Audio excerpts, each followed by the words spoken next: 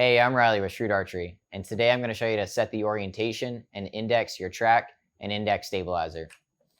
So we're going to pop our TRAK hunting stabilizer out of the packaging here.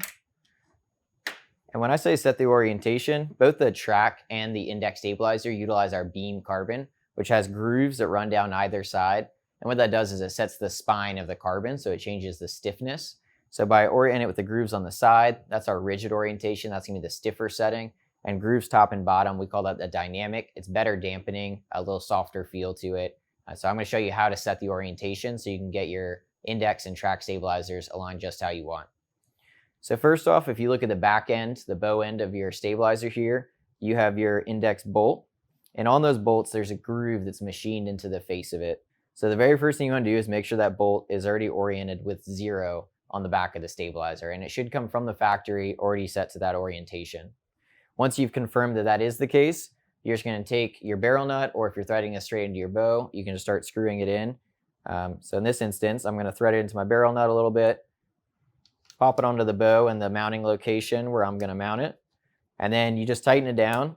And the key here is to make sure you tighten it down exactly as much as you would if you were putting this onto your bow to shoot. So I'm going to thread it in here, and now I'm going to look at the number in the topmost position, so whatever's, in this case, oriented with the riser here. And I have number 13 that's top dead center. So that's going to be the new position I set my indexing bolt to on the back. So to do that, if you are using a quick disconnect with a barrel nut, you will have to remove the barrel nut here. We'll set it to the side. We'll get our Allen wrench. And then you have a locking screw that's located in the 6 o'clock position. And what we'll do now is back that out. And you don't have to remove it completely. You just need to back out a couple turns, enough so that this indexing bolt can spin freely.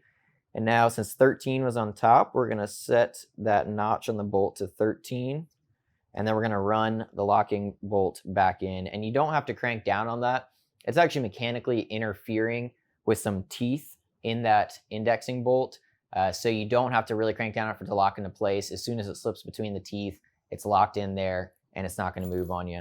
And it is perfectly normal at this point for that bolt to wiggle and sort of rattle. You can sort of hear it moving in there. And don't worry, as soon as you thread it into your bow here and you tighten it down, it pulls the bolt tight. There's actually mating taper surfaces in there, and that's going to eliminate any rattle and movement out of it. So we got to set to position 13. We're going to put our barrel nut back on here, put it back onto the bow, and then tighten it back down. And now as we tighten it, you see we have 0 exactly on top. Our grooves are oriented on the side. And now we're set in the rigid orientation. Now, if you wanted to go to the dynamic orientation, it's very simple. It's the exact same process. The only difference is once you get that topmost number, you're going to add 3.5 to it. And the half there means you have to move your mounting bolt to an alternate location. So your mounting bolt, the locking bolt, is in that 6 o'clock position. So in order to get a half position, we're going to have to back it out of the 6 o'clock and run it into the alternate locking hole here. So we had 13. If we add 3.5, we're actually going over on the scale. So you can either add and start over, just counting, 0 is your next number, 1, 2, or you can actually subtract that 3.5 if you want and go down. In this case, we'll just continue to count up. It won't make a difference either way. So 0 would be 1, 1 is 2, 2 is 3, and then we're going to split 2 and 3, and that's our 3.5 position. Again, moving that locking screw to the alternate locking hole, so in this case, you do have to back it out entirely. And now, we put our barrel nut back on, and we thread it in.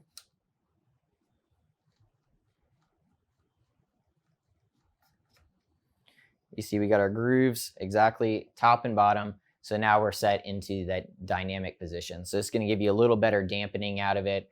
And every bow is a little bit different. And the fun thing is this stabilizer enables you to mess with it, to tune it, to adjust it, to set it to your preferences. Most stabilizers, you screw it on and that's it. This one does give you the option to adjust that. So that's how you set for both the rigid and the dynamic setting. Also, if you ever lose that locking screw there, every TRAK and index stabilizer comes with a spare. So inside of your mounting stud here, if you stick your 16th Allen wrench down in there, there is actually a spare locking screw tucked away in there. So if you ever lose one, don't worry, you have a backup already on hand so you can still use your stabilizer. If you have any more questions about the indexing system on both the TRAK and the index stabilizer, be sure to head on over to ShrewdArchery.com.